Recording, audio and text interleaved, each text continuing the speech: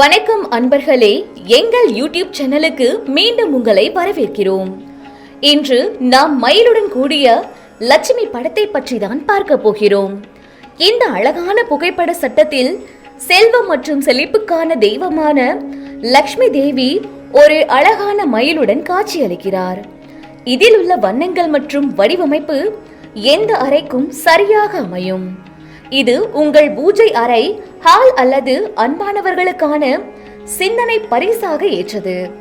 இந்த photo frame உங்கள் அலங்காரத்தை மேம்படுத்துவதோடு மட்டுமல்லாமல் உங்கள் வீட்டிற்கு நேர்மறை மற்றும் அமைதியான ஆற்றலையும் தருகிறது.